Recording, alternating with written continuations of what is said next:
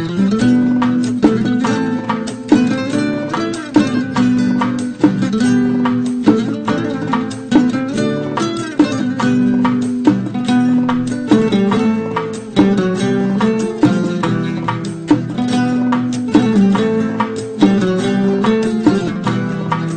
ملکی غریبیم نداریم چرایی، دور از وطن خدا را داریم زرایی.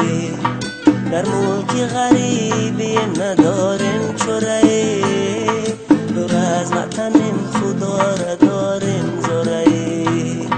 ما در سفریم پاچه ما پشتی داره، این ملکی غریب جبر و جفای دارایی. ما در سفریم آچه ما پشتی داره، این ملکی غریب جبر و جفای دارایی. آچه جان جان آچه جان من با تو پزمان آچه جان، داغ داغ از دلم از داغ هجران آچه جان. نیست در هیچ کجا ناموس و وجدان آچه جان، نیست یک آدمی مومن و مسلمان آچه جان. نیست در هیچ کجا ناموس و وجدان آچه جان، نیست یک آدمی مومن و مسلمان آچه جان.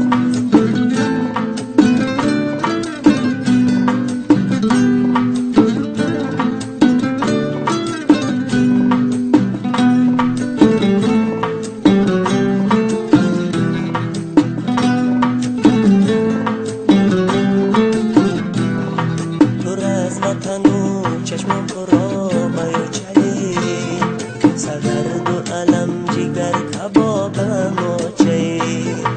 دور از وطن و چشمم پرا بیوچهی، سردرد و علم جگر کبابم آچهی. مردم میگن غریبی خوب نیست آچهی، در ملکی غریبی هم ندارم چرایی. مردم میگن غریبی خوب نیست آچهی، در ملکی غریبی هم ندارم چرایی.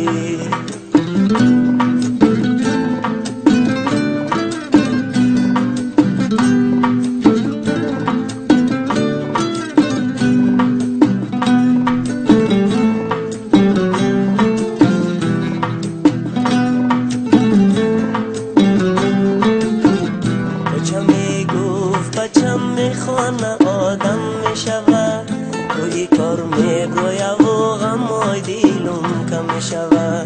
آدمی خوش گپ و خوش چق چق بیغم میشوه، حافظینم و جهان زبی دو عالم میشوه.